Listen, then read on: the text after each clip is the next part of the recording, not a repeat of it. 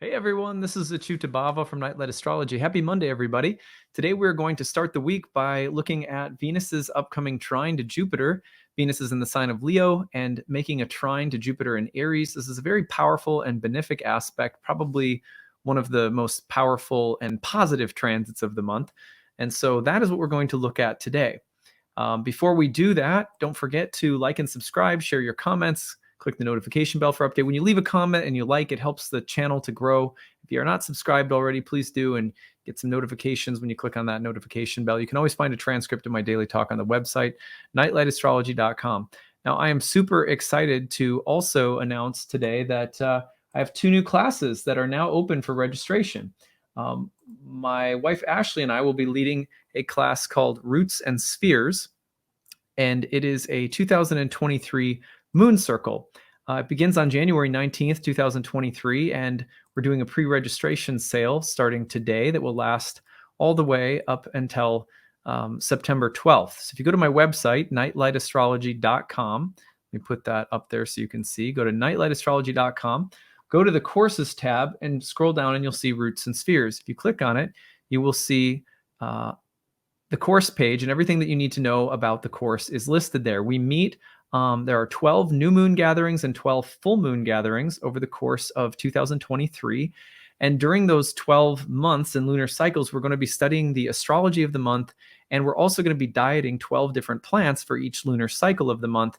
And those plants have been intentionally paired with the astrological energies of the month. Now, the plant diets are optional. You could come along just for some of the transformational work that we're going to do that's just focused on the astrology of the month. But if you also want to diet some plants, we've picked the most easily accessible and safe plants that anyone can include. Like some of them will be tinctures, some of them will be infusions, things like that. Really gentle but good teaching herbs. So this is the goal for the year, is to kind of pair the astrological energies of the year along with some plant teachers. This is something my wife and I, my wife's has her master's degree in clinical herbal medicine. And so it's been something we've been wanting to do for a long time. And we finally, the pandemic sort of slowed down our plans. We originally were going to be doing this a few years ago, but now it's a reality. So we're going to be meeting on the new and full moons, dieting a plant teacher each cycle, looking at the astrology in depth. We'll have some guided transformational exercises for every lunar cycle, a chat group forum where you can discuss how the month is going.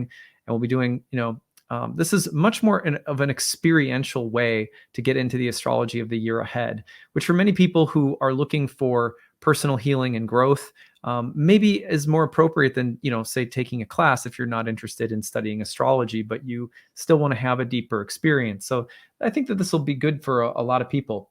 You can find the schedule is listed there, everything you need to know about the program. There's an FAQ section. And then we do have an early bird payment that's going on until September 12th, which you can use to save a couple $100s off the course. There's a payment plan if you need it. And then we also do have tuition assistance for anybody who is, if you have some kind of financial constraints right now. So it's tough out there for a lot of people. We get it. So please take advantage of that. The other course that I'm really excited to announce is called the Nightlight Masterclass series. Now, this is something I'm going to be doing every year, and it's going to change every year. So you can go to the courses page on nightlightastrology.com, go to Masterclass series. And what you're going to find is that for each season of the year, I am now leading 4 Masterclass series. There are 4 classes each, so there's 16 classes total and 4 different topics. For example, the first topic of the year is going to be the mysteries of the moon cycle. And this will be in a 4-part series where we really break down the nuances of the moon cycle with a focus on all of its major phases and advanced techniques for reading the relationship between the sun and the moon's phasal pairing in a birth chart.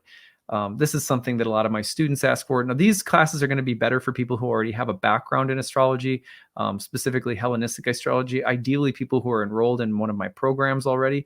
But anyone who has a background in ancient or traditional astrology would be fine to check these out. Doing one called Zen and the Art of Zodiacal Releasing. This is going to be a series, although I already covered this in my year 2 course, it's a series that's meant to just take the study of zodiacal releasing even deeper, because even in my year 2 program, after 4 classes, most people still have a ton of questions. So I'm trying to cover topics that, there's almost like you could say you could take 3, 4, 5 more classes out of my program to cover, but I don't have time to. We're also going to be looking at unlocking temperament and personality in the birth chart. Did I miss one? Oh yeah, we're going to be looking at the morning star, evening star cycles of Venus and Mercury and how to interpret their phasal differences.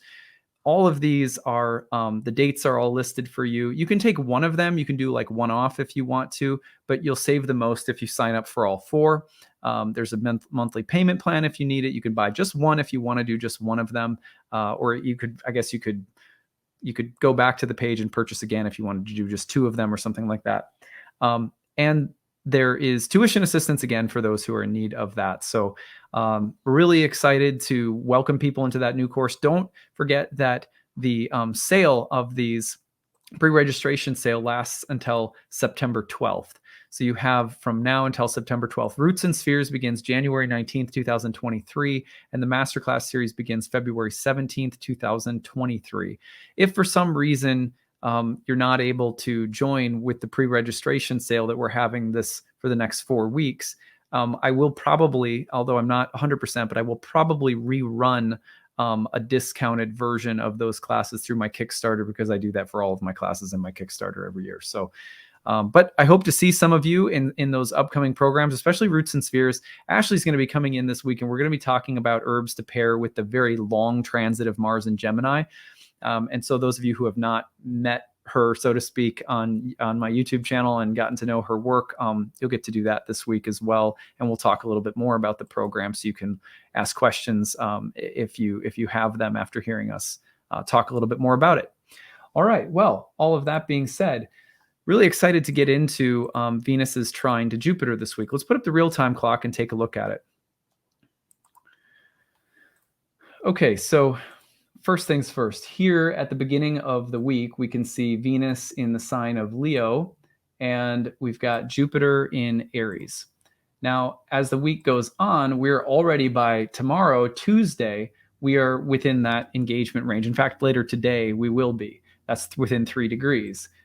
Then it actually moves through the perfection between Wednesday and Thursday, the 17th and the 18th of August. So this transit has a timeline that lasts roughly from the beginning of this week, August 15th, and you could already feel it building all the way through, let's give it an extra 3 degrees, and we'll say all the way through August 20th, something like that. So a good long transit, a powerful one. It's a benefic transit because it involves both benefics. If you know ancient astrology, Jupiter's in the superior position. So when Jupiter is asserting itself over Venus, you might feel like this transit feels like Venus with a huge, strong dose of Jupiter. Venus and Leo with Jupiter and Aries, sort of banging the drum alongside. So we're going to look at 5 themes that you might notice this week, along with 3 lessons. It's been a kind of fun format to use lately, so we'll stick with it. So here are 5 themes I think you'll be able to notice this week. One is strength is beautiful.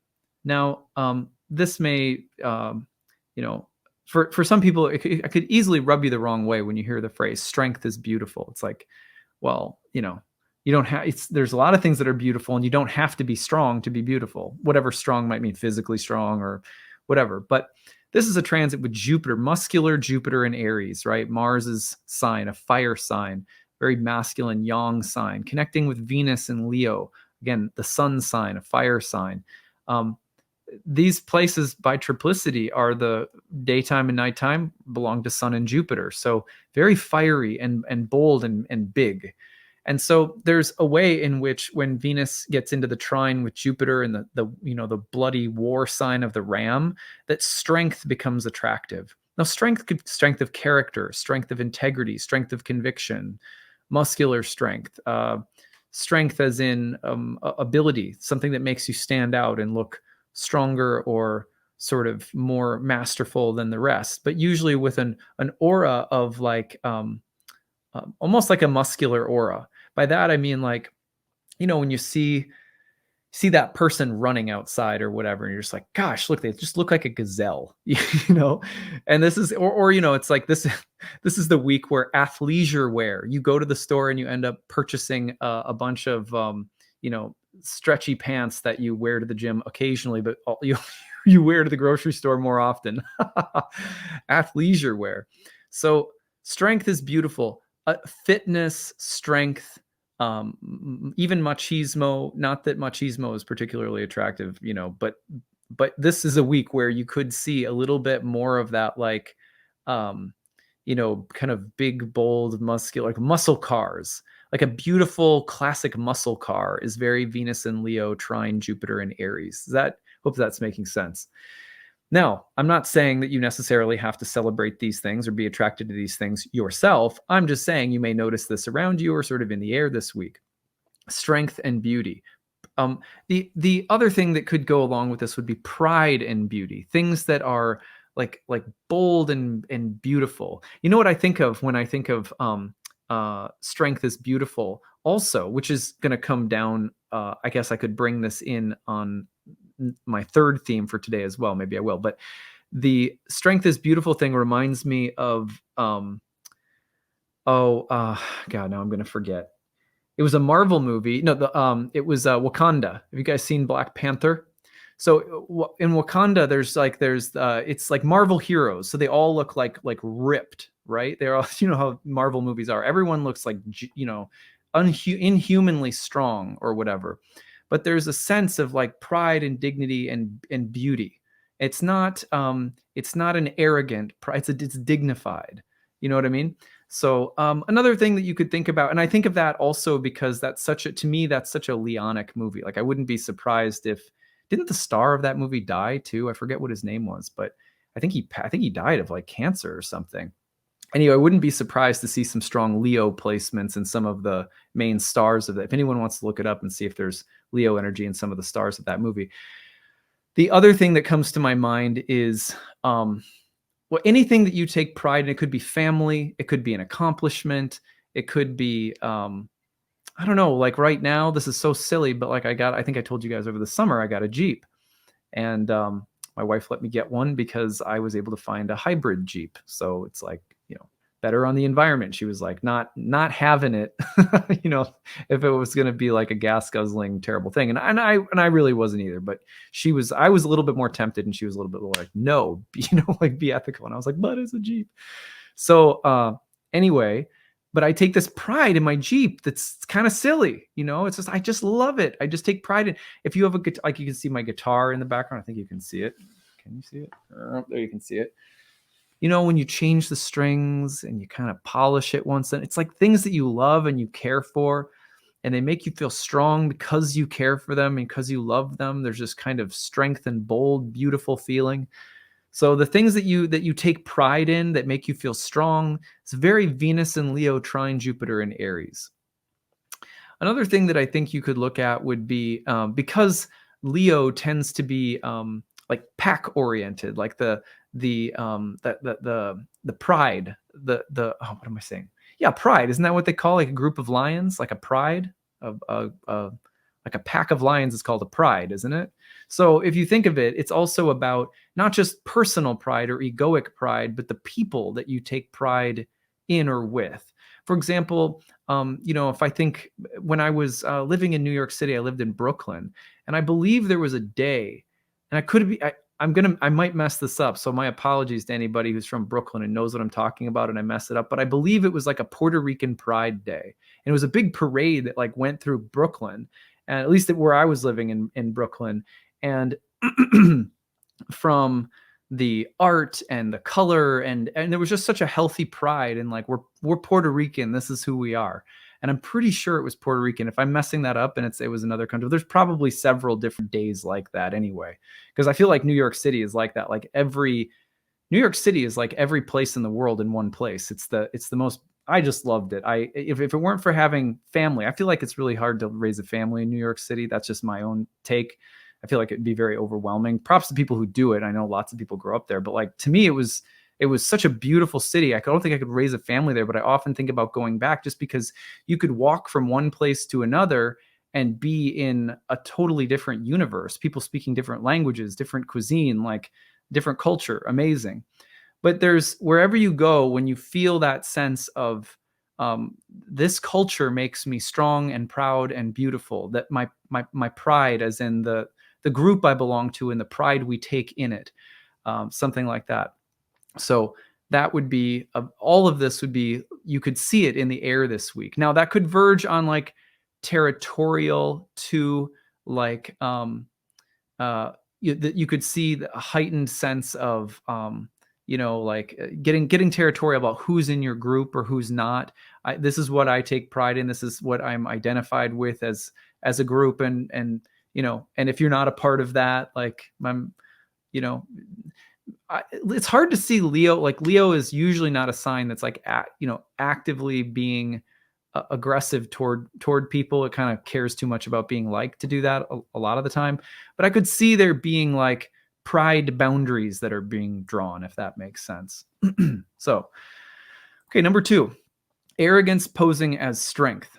So when you think about this, this is just maybe one of the shadow sides for sure. And it kind of goes along with number 1, if strength is beautiful. Then number 2 would be, watch for things that are like, oh, look how great and mighty and strong and wonderful I am.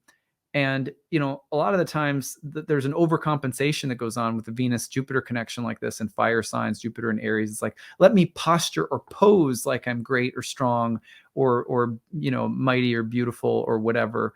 But it's actually, a kind of showiness that is masking underlying insecurities or underlying inferiority complex or something like that. So there can be like a way in which the strength, true strength, is beautiful. It's poised. It's regal, but it's not like it's not so demonstrative that it's domineering or boastful or something like that. So you might notice there's a fine line between that this week: strong and beautiful, bold, proud, beautiful, in a good way, versus kind of like the arrogance posturing as strong and proud and beautiful. And sometimes it's a fine line. Even as myself as a Venus in Leo native, I find that it's like on my good days it's number 1, on my bad days it can be number 2. Just it probably depends on how much sleep I've had and if I've drank enough water.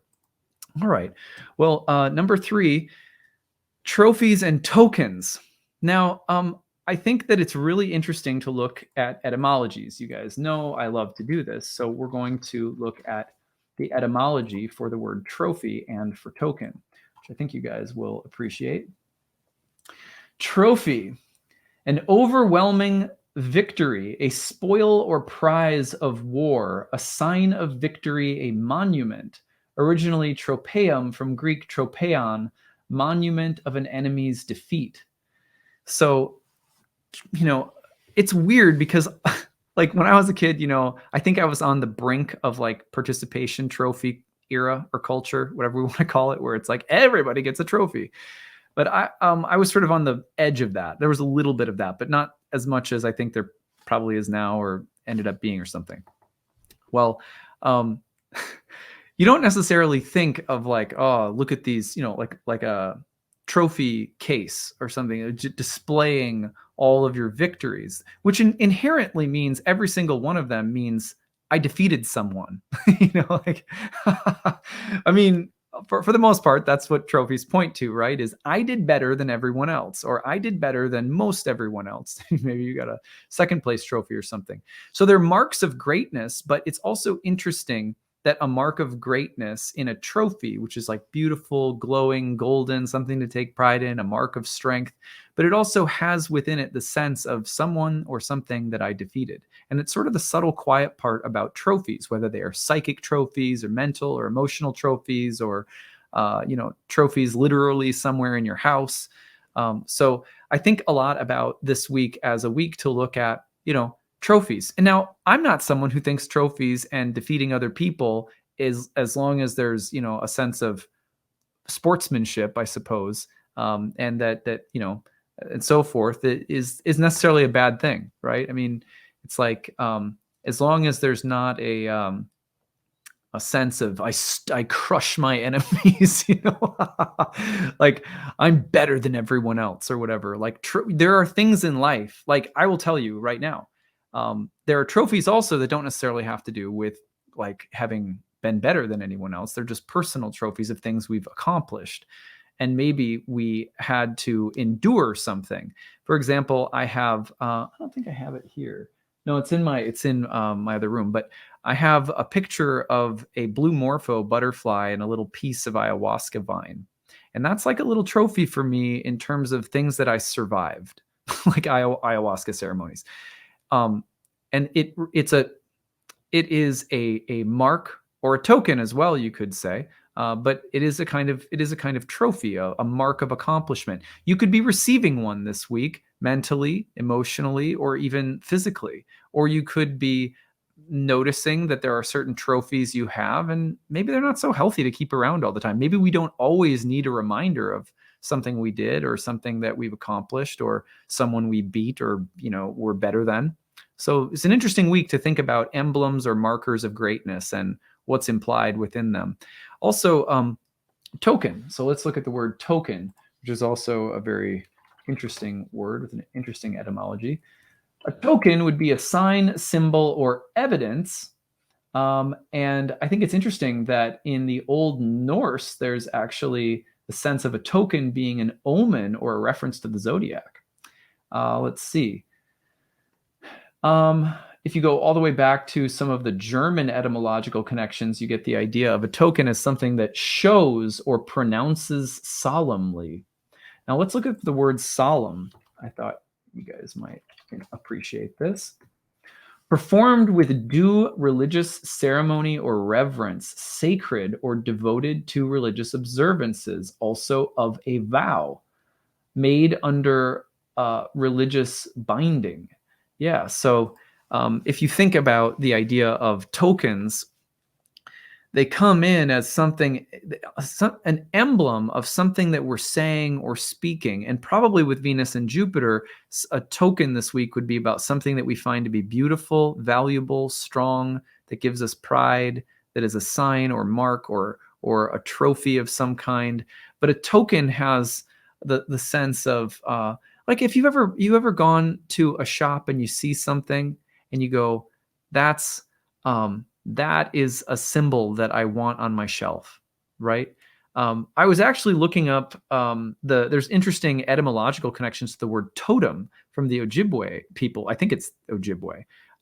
If I'm messing that up and people know better than me, let me know. But I think that word comes from the Ojibwe people, and the word totem has similar meanings. It's a mark of family or kin or something like that, but it has the association of something that you take a healthy reference to your pride. So I think that's really interesting. And there's something very, very beautiful about this sense of emblems or markers or tokens that may come into your life and mark out something that you find beautiful. And it might be something like a little bit big, like a what's coming to my mind is this is ridiculous. Do you guys ever see that movie, The Christmas Story? I think it's called Christmas Story. It's the one about the little boy who has to wash his mouth out with soap and he wants the Red Ryder BB gun so bad. His dad gets this huge lamp that's like a woman's leg with like pantyhose on or something. it's like that kind of thing too, like this big dramatic fashion statement or something like the peacock tail, right? So maybe it's a token also of a grandiose token or item or something like that. All right, well, number 4 is the Queen. The Queen is, I think, Venus in Leo, but trine to Jupiter in Aries, the Queen's power. I think of powerful women. I think of women who are in executives or CEOs. I think of sexual empowerment. And there was something I saw. I don't even know. I saw it was like social media. Who knows where I saw it? And it said something. It was someone who had like a celebrity who had gotten a tattoo or written something like, "I forgive myself for." I don't remember what it said, but it was basically in reference to enjoying their own sexuality or something, like enjoying sexuality versus feeling ashamed of it or something like that. So there's a pride in the air, but it also could have something to do with being strong and bold around sexuality, regardless of, gender orientation, just bold strength and pride around our sexual nature. Also, like, yeah, it's a pretty good week for there to be like, just sexy, passionate energy in the air. The queen, though, the powerful, regal, principled, strong woman who's starting her own business or something like that. You get a feeling of that energy in the air this week too. Also, let's be real here. The queen in this combination, the shadow side would be sort of like the what am I? How can I put it? The ruthless woman, like that archetype, whether it's fair or not fair, right? But that archetype, she's ruthless, she's nasty. Isn't that a word that is very, like, people say that, is that a fair word to use? You know what I mean? Like, it's just a double standard because it sucks for women, like people think it sucks for that women should be strong or something, so I think those kinds of tensions and themes will be maybe in the air a bit this week. Number 5 is just powerful allies and good fortune. A trine is of the nature of Jupiter. Jupiter is making the trine. Jupiter's in a superior position. Jupiter took its joy in the 11th house, the place of allies. Jupiter and trines were all associated with benefactors or allies or useful resources that come in to promote, help, build, support, etc. And then Venus was the goddess of good fortune, which means pleasant, enjoyable things. So allies, help, benefactors, supportive energies, and good fortune. It's a little fiery, maybe there's some egos in the air, there's some will and pride or whatever, but generally this week in the most positive sense is just, hey, look, there's some there's some good help from Jupiter and there's some good fortune from Venus. So let's enjoy it. Okay, well, 3 lessons. These are just reflections on these energies that I hope might be relevant. Number 1 is that real beauty is also psychic beauty. I want to read you a passage from James Hillman. This comes from his book, A Blue Fire, which I've been rereading a bit recently. This is called Psychic Beauty. And he's drawing a distinction in this little excerpt, which is very short, between the beauty of Aphrodite, Venus, and Psyche, which Psyche, the word means soul. While the erotic can be a form of mania, as Plato said, it also beautifies. Moreover, beauty is the first attribute which draws Eros to Psyche. To love is to bring forth upon the beautiful. We have had to neglect beauty in our work because on the Oedipal model it was regressive, seductively sexual, the attraction of Jocasta. On the heroic model, beauty too often represented the merely aesthetic approach, producing an embellishment rather than a meaning. Embellishment was another word I almost thought of using along with trophies and tokens, by the way. On the heroic model, beauty too often represented the merely aesthetic approach, producing an embellishment rather than a meaning, a puer avoidance of the battles of purposeful achievement and a neglect of the ugly bitterness of the shadow. Perhaps now we may realize the development of the feminine, of anima into psyche, and of the soul's awakening as a process in beauty. This implies that the criteria of aesthetics, unity, line, rhythm, tension, elegance, may be transposed to the psyche, giving us a new set of qualities for appreciating what is going on in a psychological process. The beauty of soul, which alone surpasses the allure of Aphrodite, will show in the aesthetic imagination of the psyche and the attractive power of its images. It will show in the ways in which the psyche gives form to its contents. For instance, the manner in which the anima contains the erotic. But mainly, the beauty of psyche refers to a sense of the beautiful in connection with psychological events. By being touched, moved, and opened by the experience of the soul, one discovers that what goes on in the soul is not only interesting and meaningful, necessary and acceptable, but that it is attractive, lovable, and beautiful. The ultimate beauty of Psyche is that which even Aphrodite does not have, and which must come from Persephone, who is queen over the dead souls and whose name means bringer of destruction. The box of beauty which Psyche must fetch as her last task refers to an underworld beauty that can never be seen with the senses. It is the beauty of the knowledge of death and of the effects of death upon all other beauty that does not contain this knowledge. Psyche must die herself in order to experience the reality of this beauty, a death different from her suicidal attempts.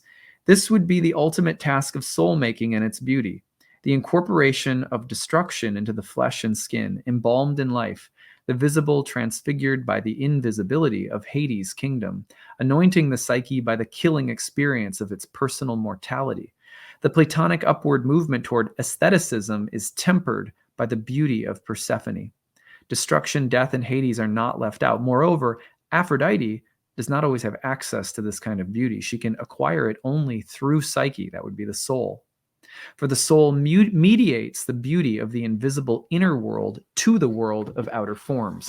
What he is saying is that nothing in this world of beauty is truly beautiful unless it is also soulful. And I think that's what I'm getting at when I'm thinking of Wakanda. It was like, why is that movie so popular, you know? And I think it's because there was something that was both beautiful and soulful about that imaginal world of Wakanda, that world you enter into. And I think that's exactly what Hillman is saying here. He's saying real, there's blood and teeth and history and loss and pain and sorrow and the underworld, and all of that properly belongs to the soul. And Aphroditic beauty is nothing unless it is somehow infused with psyche, and that is soul. So it's not surprising that there's a big drama that happens between Aphrodite's son Eros and Psyche, and that part of it is due to her attempt to foil Psyche out of, in some ways, jealousy. But what we're saying is that Aphroditic beauty is superficial if it doesn't have soulfulness. And I think that's a really good lesson to remember right now this week when Aphroditic beauty can get overblown by Jupiter. Just remember to make it soulful. Number 2, real beauty draws out essence. So another way of saying this is that if something is really beautiful, it ought to be beautiful because it adorns and draws out something that is more intangible or invisible or subtle. For example, one of the things I've always loved about my wife, and this is just me and my subjective world of my relationship, right? But my wife is, I think she has great taste in terms of how she dresses and the makeup she wears and how she puts it on and jewelry and things like that. But I've always felt like the way she dresses, it is not what makes her, right? That it simply draws out and makes more evident what is within. And I've always loved that about her. I'm sure that's partly just my taste. Like, she's a Taurus, I'm a Cancer. You know what I mean? But I've always just thought, like, what's beautiful to me in general in the world, whether it's in men or women or anyone, in the way that they dress, is that the way they dress or the things they surround themselves with, the art or fashion or whatever, is something that sort of helps you feel what is beautiful and interesting and unique about that person. It draws it out rather than the external thing masking or covering it up or compensating for a lack of, kind of like not being in touch with your soul. So that's another way of putting it. And the I Ching says this too. I think it's hexagram 22, which is sometimes called grace. And it basically says the function of adornment is to draw out what is within. And if it does that, then that's when the adornment can really be appreciated, because it's actually the inner thing that's making the adornment on the outside beautiful. That's beautiful. They say the same thing in Bhakti, where we say that Krishna makes his earrings beautiful. It's not that the flute or the earrings make Krishna beautiful. It's that Krishna makes those things so beautiful and attractive. And that's exactly the same kind of teaching. Anyway, number 3, nobility is pride. Nobility is most, in healthy pride, call it nobility, is most visible. This is just my opinion and what I've observed, and I guess my own values, but I think it's most visible in people who are generous. They have a generous spirit. They're light-hearted, good-natured, and generous with that energy, or their resources maybe even. And they may be great at something, or there may be something that's really amazing about them, but they carry that greatness with humility, meaning they don't act like they're anyone better than anybody else. Isn't that what really is attractive about someone who's great? They make you feel like they're, just another person. And that's not an act either. They really are just humble. I think the word humble gets a bad rep, especially in narcissistic, new age culture, where it's like, everything is constantly about loving yourself.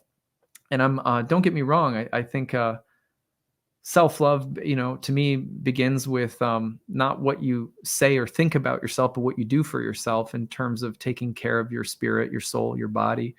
If people are doing those things, I'm all about self-love. But I think it's in this day and age, like, I wish at some point that we had just as much enthusiasm about humility and how challenging it can be to cultivate humility. In order to cultivate humility, we have to keep in mind at every given moment, hey, I don't necessarily deserve to be where I am. I don't necessarily, it could have been in times when we make a mistake. Well, it could have been worse. It's just, it's a way of staying close. I use the phrase staying close to our own hypocrisy, staying close to our own fallibility, not with a sense of, looking down upon ourselves or disliking ourselves, but of not really of just, it's like, there's no place more comfortable to be than in just being a beautiful grain of sand on the beaches of eternity, just comfortable with what I am.